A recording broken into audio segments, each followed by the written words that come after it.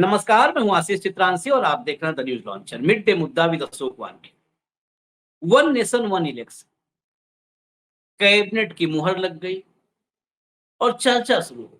आप भी सोच रहे होंगे वन नेशन वन इलेक्शन होगा, कैसे होगा, अच्छा होगा, बुरा होगा। लेकिन वन नेशन वन इलेक्शन में एक बड़ा खेल जिस पर चर्चा करना बहुत जरूरी है। वन नेशन वन इलेक्शन होगा तो चुनाव कौन करवाएगा? यही राजीव कुमार करवाएंगे? या राजीव कुमार मतलब नाम नहीं है, वो एक चेयर है, उनकी जगह कोई और बैठा होगा, मुखिया, वो करवाएगा? या आउटसोर्सिंग होगी? कहीं ऐसा तो नहीं कि वन नेशन वन इलेक्शन जा करके अडानी पर खत्म हो और इस देश में चुनाव भी अडानी जी करवाने लगे? ये सवाल क्यों खड़ा हुआ? ये यक्ष प्रश्न जैसे होता है ना, यक्ष प्रश्न जैसे ये मुंह पाए खड़ा है। जिस देश में प्रधानमंत्री मोदी 10 साल शासन करने के बाद 4 राज्यों में एक साथ चुनाव नहीं करवा पाते, जिस देश में एक राज्य में चुनाव करवाने के लिए 7 चरणों में चुनाव करवाना पड़ता है, क्योंकि सिक्योरिटी फोर्सेज का डिप्लॉयमेंट कैसे होगा, चुनाव में कर्मचारी कहां से आएंगे, उस देश में एक साथ पूरे देश में लोकसभा चुनाव होगा, पूरे देश के हर राज्य में विधानसभा चुनाव होगा, केंद्र शासित राज्यों में चुनाव होगा और साथ ही 100 दिन के भीतर स्थानीय निकायों का चुनाव होगा, यानी चेयरमैन से लेके और गांव के प्रधान तक चुने जाए। कहां से फोर्स डिप्लॉयमेंट होगा? कहां से कर्मचारी आएंगे? क्या बिक जाएगा इस देश का चुनावी सिस्टम?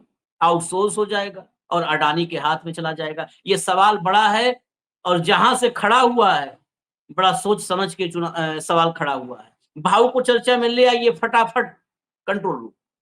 भाऊ, ये सवाल पिछले 24 घंटे से ज्यादा हो गए वन नेशन वन इलेक्शन पे चर्चा करते हुए। बहुत सारे लोग बिना सोचे समझे ताली बजा रहे हैं, बहुत सारे लोग बिना सोचे समझे खारिज कर रहे हैं। लेकिन जहां से ये सवाल आया है, इस सवाल के पीछे धरातल बड़ा मजबूत है। इतने बड़े देश में जहां पर अलग अलग क्षेत्र, अलग अलग बोली, अलग अलग भाषा, अलग अलग मौसम, एक तरफ अगर सूखा होता है तो एक तरफ बाढ़ झेल रहा होता है ये भारत, कैसे संभव है वन नेशन वन इलेक्शन? कहीं इसके पीछे एक बड़ा खेल तो नहीं? आशीष, मैं इस बात को तो पहले दिन से बोल रहा था कि इसमें कुछ बड़ा खेल है। ये देखिए, ये गुजराती कोई नया लॉलीपॉप लाते हैं तो उसके पीछे उनकी मनीषा छुपी रहती है, उनका एक गेम प्लान होता है। इसमें 2-3 पॉइंट्स है, बहुत आपको ध्यान से देखने की जरूरत है। अभी अभी हरियाणा और जम्मू कश्मीर के चुनाव भी एक साथ नहीं हो पा रहे। 2 राज्यों के चुनाव एक साथ घोषित हुए, लेकिन हरियाणा ने एप्लीकेशन लगा दी कि हमको थोड़ा सा, हमारे यहाँ त्योहार है तो थोड़ा आगे पीछे किया जाए मतदान, और मतदान की डेट्स आगे पीछे हुई ना। अब वो आप इसके लिए कहो, त्योहार के लिए कहो, क्योंकि महाराष्ट्र के चुनाव इसलिए नहीं हो रहे थे, गणपति हो रहे थे। मुझे एक बात बताइए, इस देश में जो उप महाद्वीप कहते हैं हम इसको, सब कॉन्टिनेंट, तमिलनाडु से लेके मतलब कन्याकुमारी से लेके श्रीनगर तक ऊपर, जम्मू कश्मीर से तमिलनाडु और जम्मू कश्मीर, और इस साइड पे पंजाब से लेके उधर बंगाल तक, ऐसा कौन सा महीना है जिस महीने में इस देश में कहीं ना कहीं बड़ा त्योहार नहीं होता? भाषा अलग है, संस्कृति अलग है, पूजा पद्धति अलग है, मान्यताएं अलग है।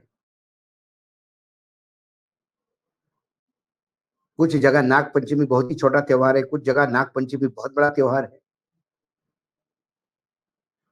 होली एक ऑर्डिनरी त्योहार है महाराष्ट्र में, लेकिन होली उत्तर प्रदेश में दिवाली जैसी मनाई जाती है। ऐसे एक एक पूरा कोकण का बेल्ट या समुद्र के किनारे जितने भी राज्य है, वहां रक्षाबंधन के दिन नारणी पूर्णिमा होती, उस दिन समुद्र की पूजा होती।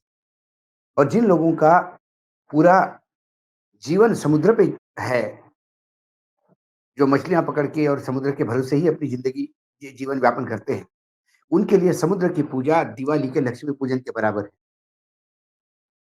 अब आप कहोगे कि रक्षाबंधन के चक्कर में थोड़ी ना चुनाव आगे बढ़ेंगे, लेकिन फिर उन लोगों का क्या जो क्षेत्रीय जगह पे हैं? यहाँ एक राज्य में 5 फेज़ में चुनाव करने पड़ते हैं, क्योंकि आप पैरामिलिट्री फ़ोर्स इधर से उधर आप ये करने पड़ते हैं। क्या हमारे देश में हमें आर्मी लगानी पड़ेगी चुनाव करवाने के लिए? सवाल ये है। चुनाव की ड्यूटी पे कितने लोगों को लगाएँगे? यदि पूरे देश में चुनाव होंगे तो? अभी तो ये है कि उत्तर प्रदेश में चुनाव है तो मध्य प्रदेश से लोग आईएएस अधिकारी भेजे जाते हैं। लेकिन मध्य प्रदेश में भी चुनाव हो और उत्तर प्रदेश में भी चुनाव हो तो कौन-सा आईएएस अधिकारी कहाँ जाएगा भाई? कुछ चीज़ें प्रैक्टिकैलिटी के साथ होनी चाहिए। एक आदमी रात को सोते समय ये सोच लेता है या कोई मूर्ख बददिमाग उसको कोई ज्ञान देके जाता है और फिर उसी ज्ञान को वो यथार्थ के धरातल पे उतारने का प्रयास करता है। क्या नोटबंदी ऐसी नहीं थोपी गई थी देश पे? क्या नोटबंदी एक मूर्खतापूर्ण कारण नहीं था? नोटबंदी में इतना तकलीफ हुई देश को, आज भी अपनी अर्थव्यवस्था पटरी पे नहीं आई है नोटबंदी के बाद। लेकिन नोटबंदी से सरकार ने क्या हासिल किया, सरकार अभी तक बता नहीं पा रही। 10 साल हो गए। क्या जीएसटी पास स्लैब में लाना मूर्खतापूर्ण काम नहीं था? ये मूर्खतापूर्ण सारे काम इसी सरकार ने, मूर्ख सरकार ने किए, क्या कहें? अब वन नेशन वन इलेक्शन जब होगा, तब पता पड़ा पहले ही चुनाव में इतनी सारी प्रॉब्लम्स हो गई। आप 1952 का पहला लोकसभा चुनाव देख लीजिए, क्या चुनाव में गड़बड़ियाँ हुई थी। संभल नहीं जा रहा था। हर चुनाव में उपजे हुए सवाल अगले चुनाव में कुछ निराकरण लेके आते हैं। वर्तमान में जो चुनाव हम करवाते हैं, वो 1952 से लेके 1924 तक 2024 तक विभिन्न चुनावों में गलतियाँ सुधार के हम इस फॉर्मेट में आ गए। आज भी हम ये दावे के साथ नहीं कह सकते कि जो चुनाव प्रक्रिया हमारी यहाँ है, वो फुल प्रूफ है। इस चुनाव में भी 79 सीट ऐसी है जहाँ वोट ज़्यादा जो गिरे हैं और ज़्यादा वोट गिने गए हैं। इससे भी निजात पानी होगी, इससे भी लड़ना पड़ेगा इस चुनाव आयोग को। जब ये प्रोसेस ऐसा है, तो ये पूरे देश में आपके पास मशीनें कितनी होंगी? मशीनों का कैसा क्या कर लोगे आप? ये प्रैक्टिकल नहीं है। इतने बड़े देश में प्रैक्टिकल नहीं है।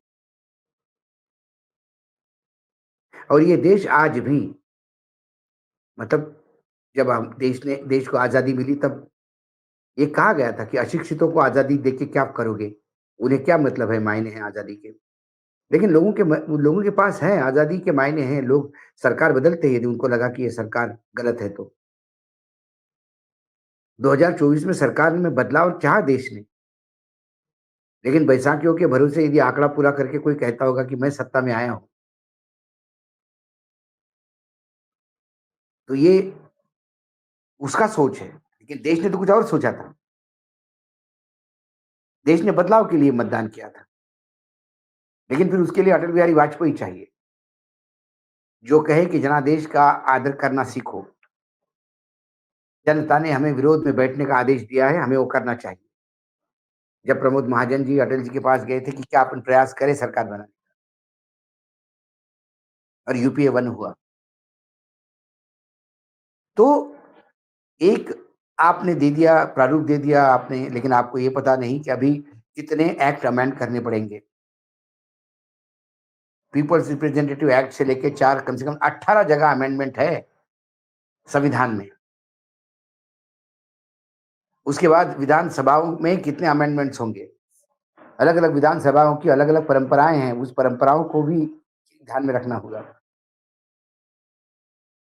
ये तो आपने कह दिया कि भाई 5 साल में ये जो आप नया प्रारूप लाए हैं, ये 5 साल में यदि बीच में डिसॉल्व हो जाता है हाउस, तो अगला चुनाव सिर्फ 2.5 साल के लिए होगा। लेकिन चुनाव तो होगा ना, चुनाव तो होगा। ऐसा थोड़ी कह सकते कि 2.5 साल के लिए, बाकी बचे हुए 2.5 साल के लिए राष्ट्रपति शासन लागू करेंगे। ऐसे ही चुनाव होते रहे तो फिर चुनाव पटरी से उतर जाते हैं। ये फिजिबल नहीं है।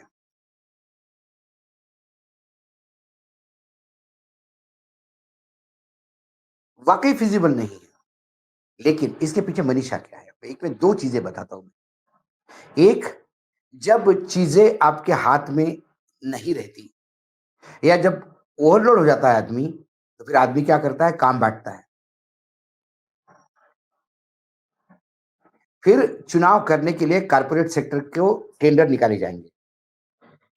मध्य प्रदेश विधानसभा की मशीनें कौन सप्लाई करेगा? मध्य ये कौन करेगा? मध्य प्रदेश का लॉजिस्टिक कौन देखेगा? मशीनें इधर से उधर से कौन लेके जाएगा? इनके टेंडर भरो। अडानी अंबानी बैठे हैं टेंडर भरने के लिए। नहीं कुछ तो कोई राज्यों के चुनाव होंगे, नॉर्थ ईस्ट का टेंडर निकलेगा। 8 राज्यों के चुनाव करने हैं हिली एरिया में। फिर ये 2-4 चुनाव आयुक्त जो रिटायर्ड हो गए, उनको अपने कंपनी में डायरेक्टर बना के नई कंपनियां बनाएंगे और चुनाव का लॉजिस्टिक कंपनी है, उसमें चुनाव भी उतार देंगे कि हम चुनाव करेंगे। सिक्योरिटी क्या करेंगे? अब जो अग्निवीर जो आर्मी से बाहर किए जाएंगे, वो बेचारे क्या करेंगे? वो अडानी अंबानी बड़ी बड़ी सिक्योरिटी एजेंसी करेगी। ये विदेशों में भी सिक्योरिटी प्रोवाइड करेंगे। भाड़े पे सैनिक देगा ये लोग, ये काम करेंगे। बहुत लंबी दूर की सोच के अग्निवीर लाए थे।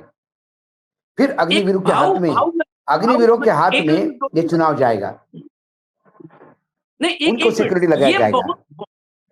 ये पॉइंट जो आपने बोला, ये बड़ा महत्वपूर्ण है।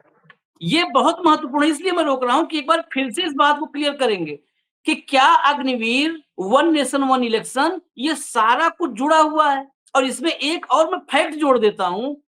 अभी हरियाणा के चुनाव हो रहे हैं, हम लोग हरियाणा के चुनाव में ही हैं। हरियाणा के चुनाव में चुनाव करवाने के लिए 225 कंपनी मांगी गई थी, 225 कंपनी।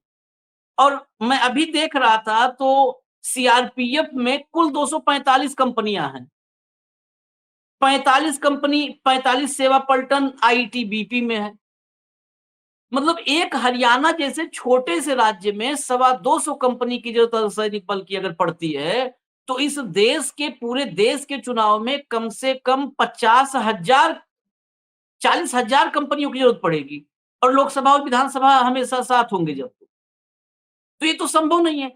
क्या ये जो आपने अभी कहा, ये बहुत बड़ा और गंभीर, मतलब ये आरोप नहीं है, ये विश्लेषण बहुत नहीं भयानक नहीं है। नहीं नहीं नहीं नहीं नहीं नहीं, ये भयानक मैंने कहा तुम्हें। प्रेडिक्टेड है। आशीष, ये हम्म, हम मजाक के तौर पे नहीं ले रहे, बहुत सीरियसली बता रहे हैं। आप मुझे बताइए, हम हम्म, क्यों कहते हैं कि भाई ये इन राज्यों के चुनाव, फिर 4 दिन बाद यहाँ चुनाव होंगे, फिर उत्तर प्रदेश में ये वोटिंग तब होगा, बिहार में वोटिंग तब होगा, ये ऐसा क्यों होता है? क्योंकि कहते हैं हम्म, मोबिलाइजेशन ऑफ फोर्सेस। वहां से फोर्सेस उठ के हम्म, दूसरी जगह जाएंगे और वो मोबिलाइज होंगे हम्म, फोर्सेस। फिर वो उत्तर प्रदेश के चुनाव के हम्म, बाद, पहले 2 चरण में चुनाव के बाद, फिर वो वहां से बाकी तीसरे चरण के लिए फोर्सेस वहां से शिफ्ट होकर वहां जाएंगे। तो ये क्या पूरे देश में हमारे पास क्या आर्मी को उतारेंगे हम? क्या हमारी सीमाएं असुरक्षित छोड़ देंगे? चुनाव हो रहे जी, अंदर आर्मी सब अंदर ही लगी हुई है।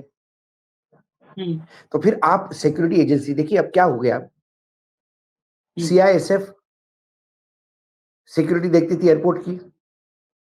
हम्म, अब आपको धीरे से अंदर प्राइवेट लोग दिखाई देने लगे। एक्सरे हम्म, मशीन पे प्राइवेट लोग चेक करते हैं। धीरे हम्म, धीरे सीआईएसएफ को प्राइवेट सिक्योरिटी रिप्लेस करेगी। हम्म, ये बड़ी फेज मैनर में करते हैं, पता भी नहीं पड़ता अपने को। हम्म, तो यदि प्राइवेट एयरपोर्ट की सिक्योरिटी प्राइवेट के हाथों में चली जाएगी, तो फिर चुनाव भी प्राइवेट सिक्योरिटी एजेंसी करेगी। हम्म, टेंडर निकलेंगे। अभी महाराष्ट्र पुलिस ने तो भर्ती करे थे लोग, हम्म, आउटसोर्सिंग किया था पुलिस डिपार्टमेंट का,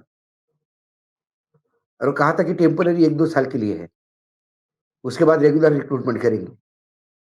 हम्म, जब पुलिस आउटसोर्स होगी तो कोई ना कोई सिक्योरिटी एजेंसी लेगी, हाँ, हम्म, और ये सिक्योरिटी एजेंसी क्या है? ये अग्निवीर होंगे। हम्म, कल श्रीलंका को युद्ध करना होगा तो वो अपने यहाँ से सिक्योरिटी की चीज मांगेंगे, रेडीमेड फोर्स मिलेगा उनको, भाड़े के सैनिक, हम्म, जैसे यूरोप में है। अफगानिस्तान के लोग इधर से उधर भाड़े पे जाते हैं, हाँ, हाँ, वैसे वैसे सैनिक होंगे। तो इन्होंने वन नेशन वन इलेक्शन तो बोल दिया, ये नहीं सोचा इसको लागू कैसे करेंगे, क्योंकि ये कभी भी बिना सोचे समझे काम करते हैं। नोटबंदी लागू की और रोज नया सर्कुलर निकलता था, याद है आपको? हाँ हाँ। और प्रधानमंत्री जी इतराते हुए कहते थे, तू डाल डाल तो मैं पात पात। अरे भाई, तुम क्या कोई कोई रमी खेल रहे हो क्या, पत्तों का गेम, कि तूने ये पत्ता डाला तो मैं ये पत्ता डालूंगा, तूने हुक्म डाला तो मैं ये करूंगा। अरे ये एक नेशनल डिसीजन है, उस डिसीजन में आपको यही पता नहीं कि क्या होगा, तो आपने डिसीजन लेने के पहले क्या सोचा, क्या समझा? लोग लाइन में मर गए इस देश के, कीड़े मकोड़े जैसे। और क्या हुआ?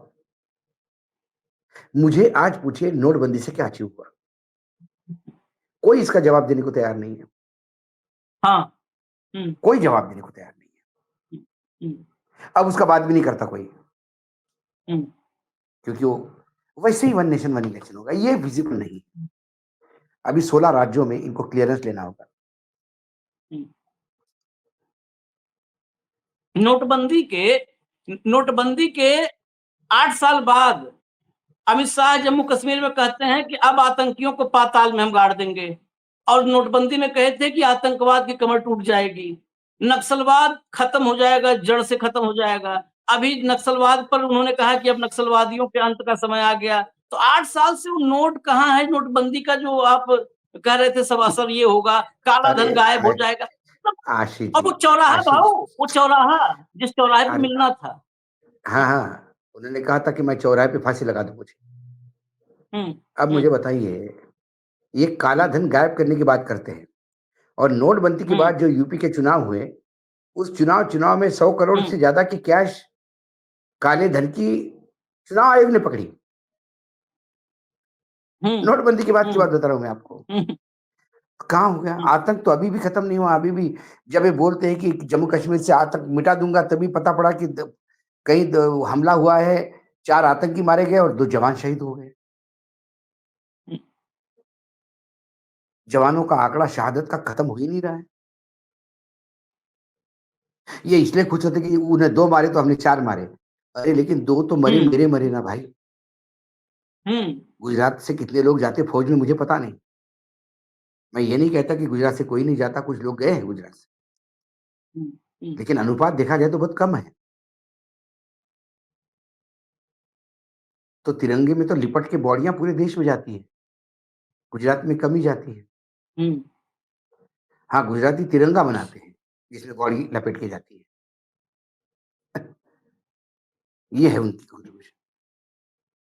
तो कुल मिलाकर ये एक बहुत बड़ा षड्यंत्र मैं देखता हूँ। दूसरा इसका एक जो मेजर पहलू है, इसके पहले आपको जनगणना करनी होगी, क्योंकि वन नेशन वन इलेक्शन के पहले आपको परिसीमन करना होगा, और ये परिसीमन करने जा रहे हैं जनसंख्या के अनुसार।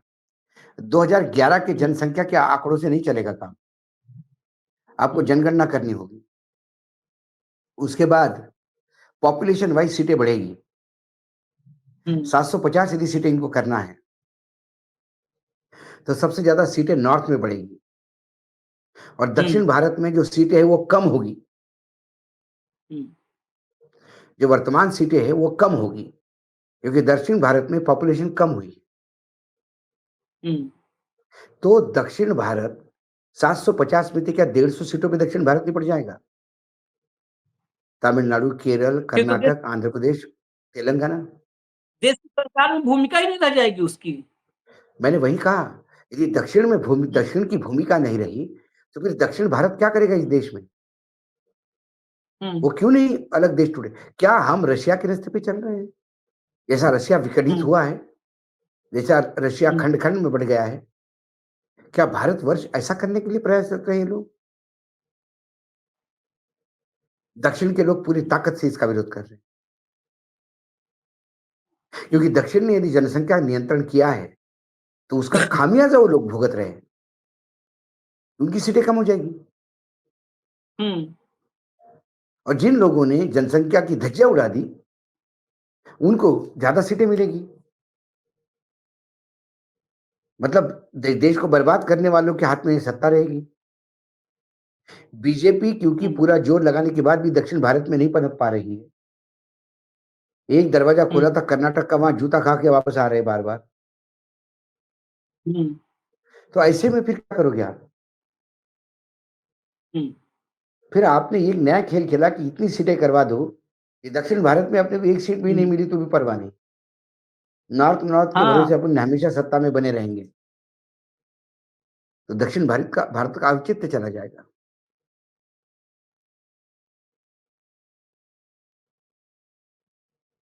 ये सबसे बड़ा इसका गेम प्लान है, सबसे बड़ा। और इसीलिए वन नेशन वन इलेक्शन, अभी तो ये रिपोर्ट पेश हुई कुछ 1500-2000 पन्नों की। अब ये रिपोर्ट जो पेश हुई है, इस रिपोर्ट पे अभी बिल के रूप में शीतकालीन सत्र में लाने की बात हो रही है, लेकिन इसका भी हश्र वो आईटी बिल जैसा, इंफॉर्मेशन टेक्नोलॉजी का जो बिल है उसके जैसा नहीं हो जाए, या वक्फ बोर्ड जैसा नहीं हो जाए, क्योंकि विपक्ष पूरा लामाबंद हो गया है। मायावती जी को क्या है, मायावती जी को यूपी में रहना है, अपनी अकूट संपत्ति जो इकट्ठा की है उसका रक्षण करना है। इसलिए ये कुछ बोलने के पहले वाह वाह वाह वाह, कोई अच्छे शायर होते हैं कि उन्होंने, आज मैं अभिभूत हुई इतनी भीड़ देख के, ये बोला तो भी लोग बोलते वाह वाह वाह वाह। अरे बोलते यार मैं बात कर रहा हूँ, मैं कोई भाषण नहीं दे रहा हूँ। तो ये जो चीजें हैं, तो ऐसे ही है। उधर उन्होंने कहा कि हम ये करने जा रहे हैं, वाह वाह वाह वाह, देश के लिए बहुत बढ़िया है, देश के लिए बहुत बढ़िया है, देश के लिए बहुत बढ़िया है, ताली बजाना शुरू हो जाता है। अरे क्या बढ़िया है भाई, पूरी सुन तो लो। या मायावती जी को समझ में आ गया वन नेशन वन इलेक्शन क्या है? हम वन नेशन वन इलेक्शन के, अभी तो मैंने उस पे बिल पे चर्चा भी नहीं कर रहे हैं। हाँ इसको लागू करने पे जो संकट दिखते हैं उस पे चर्चा हो रही है, और इस संकट का निदान सरकार कैसा करेगी? जिस सरकार के बलबूते पे है वो आउटसोर्स होगा। और हमारे देश में ऐसा कोई सेक्टर नहीं जहां अडानी और अंबानी काम नहीं कर सकते। रातों रात कंपनियां खड़ी हो जाती है उनकी, हाँ उनको सब कुछ मिल जाता है। तो सही कहा आपने कि राजीव कुमार जी को हाथ में दाएं बाएं जो रहेंगे उनके, वो ये कॉर्पोरेट सेक्टर की कंपनियां रहेगी। नहीं, एक एक अभी हमने जो आंकड़ा देखा, उत्तर प्रदेश के एक चुनाव में 22,000 कर्मचारी ड्यूटी में लगते हैं। देश भर में एक साथ लोकसभा और विधानसभा का चुनाव होगा तो एक अनुमानित मैं बता रहा हूं कि करीब 6 लाख से ज्यादा कर्मचारी चाहिए ऑन ड्यूटी। ये सुरक्षा वाले नहीं है। उसके अलावा एक बूथ पर व्यवहारिक रूप से आप देखिए, अगर एक बूथ पर एक प्रिजाइडिंग अफसर है, 2 पोलिंग अफसर हैं, नहीं नहीं, 2 1 3 हो गए, 80 2 और 80 5 सीटों, की पोलिंग पार्टी, मैंने कहा ना नहीं 5 80 की सीटों पोलिंग पे यदि, पार्टी, हाँ 5 की, हाँ ले 5 की पोलिंग पार्टी, 5 की पोलिंग पार्टी पर 15 से 20 की सिक्योरिटी होती है। 15 से 20 की, वो गेट पर होते हैं, वो बाहर होते हैं, वो भीतर होते हैं, मतलब 10 तो खड़े ही होते हैं पुलिस अर्धसैनिक बल वाले। आप सोचो कि कितनी बड़ी संख्या। मैंने वही कहा कि हरियाणा में, मैंने अभी देखी खबर, चेक किया कि हरियाणा में कितनी चुनाव के लिए मांगी गई थी, कितनी अर्धसैनिक बलों की संख्या, तो 225 कंपनियों की जानकारी आई, 225 मांगी गई थी। 90 सीआरपीएफ सीटें के हैं, टोटल 245 90 कंपनियां हैं 90 सीटें हैं मात्र। टोटल। मात्र 90 विधानसभा सीटें हैं, मात्र 90। इसकी 5 गुना यूपी में करीब करीब है, 403 है विधानसभा की सीटें। 80 जितनी यहाँ विधानसभा है उतनी तो लोकसभा है यूपी में। हरियाणा में जितनी हाँ, विधानसभा है उतनी लोकसभा सीट है, वहां पर 80 लोकसभा सीट है? आप अर्धसैनिक बल कैसे पूरा करोगे? कहां से सिक्योरिटी आएगी? अग्निवीर वाला जो आपने कहा ये विषय सबसे आज की इस चर्चा में, हालांकि अखिलेश ने इसमें इतना और किसी ने माइन्यूटली इस पर कोई सवाल जवाब किया नहीं था। अखिलेश ने बड़ा माइन्यूटली इस बात को रेखांकित किया है।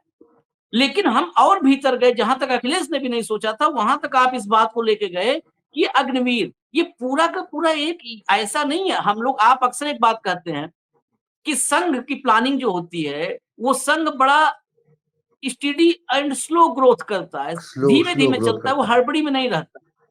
100 वो साल के 20 साल 100 की, साल के 50 साल की लक्ष्य, प्लानिंग। 100 हाँ, साल का लक्ष्य संघ ने आज तय कर रखा है।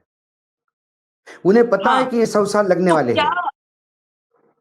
हम्म, तो इसीलिए मैं कह रहा हूं कि ये जो साइकिल का पहिया है, इस पहिए में क्या तय है पहले से कि कौन सी तीली कहाँ पे होगी। ये हाँ अग्निवीर हाँ आएगा, हाँ, फिर बिल्कुल बिल्कुल बिल्कुल। अग्निवीर के बाद वन नेशन वन इलेक्शन आएगा, ये सब कुछ पहले से क्या स्क्रिप्टेड है। स्क्रिप्टेड है। मैं तब भी कह रहा था कि जब हाँ, अग्निवीर का कंसेप्ट आया था तो मैंने बोला आप एक भाड़े की सैनिक की फौज तैयार कर रहे हो। हाँ, जो अग्निवीर रिटायर्ड हो जाए, जो अग्निवीर रिटायर्ड हो जाएंगे, कहीं काम नहीं मिलेंगे, तो वो सब अपना एक टीम बनाएंगे कि साहब हम 40 लोग हैं, हम्म, मशीन गन, स्टेन हम्म, गन, ग्रेनेड, युद्ध में पारंगत है। वो हम्म, 40 जैसा मेडिवल पीरियड में होता था कि गांव के हम्म, पार्टी, वो फिर देशमुख, देशमुख से ऊपर फिर सरदार, फिर 5 हजारी, 10 हम्म, हजारी, हम्म, और फिर वो बोलते हम्म, थे बताओ किसकी तरफ से लड़ना है। हम्म, वैसे 2000 की फौज हो जाएगी तो बोलेंगे भैया 2000 इकट्ठा है, बताइए, हवाई जहाज भेज दीजिए, हम आने को हम्म, तैयार हैं, बताइए कहाँ लड़ना है, पैसा डॉलर में लगेगा। ऐसे ही हो रहा है यूरोप में या अफ्रीकन कंट्रीज में, सब भाड़े पे जा रहे हैं।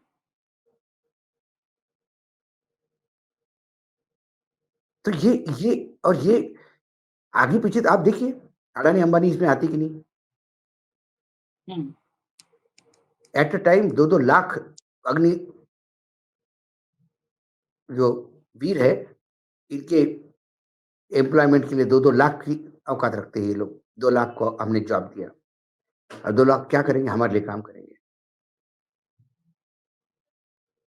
जाइए जरा ईरान की तरफ से, जाइए जरा हमास की तरफ से जाइए, कोई कहेगा हम्म, इज़राइल की तरफ से भेज दिए हैं।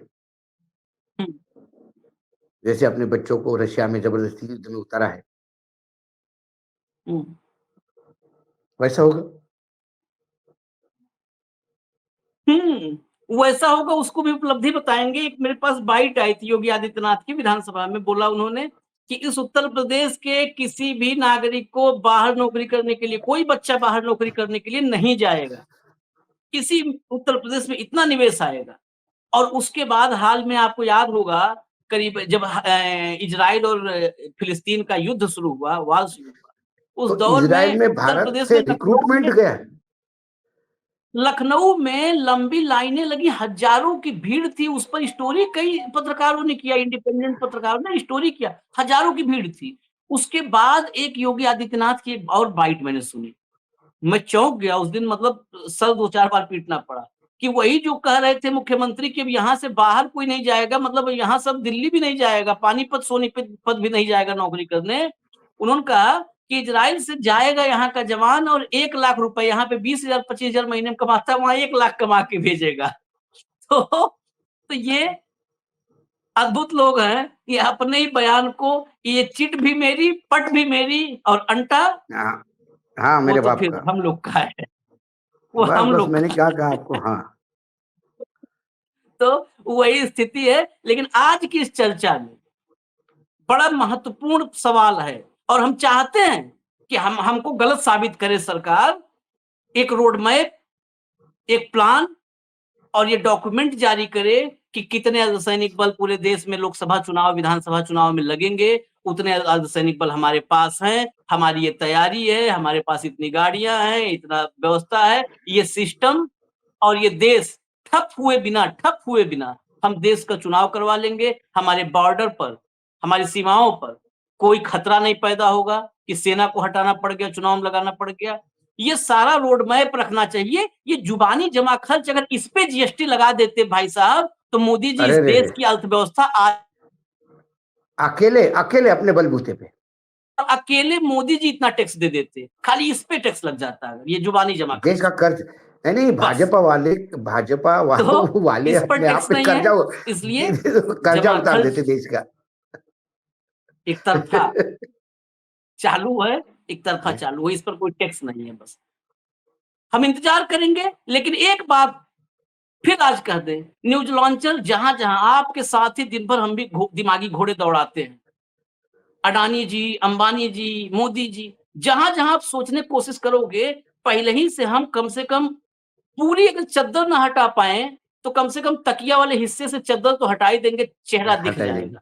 और कोशिश करेंगे कि आपकी सोच को एग्जीक्यूट करने से पहले ही चादर हटाएं। पूरी चादर नहीं हटा पाएंगे, कम से कम तकिया से ही हटा देंगे चादर, चेहरा तो दिख ही जाएगा। क्योंकि हमारे पास कोई काम नहीं है, एक सूत्री एक कार्यक्रम है। फिलहाल इजाजत दीजिए, कल दोपहर फिर मिलेंगे मिड डे मुद्दा विद अशोक वानखेड़े में। नमस्कार।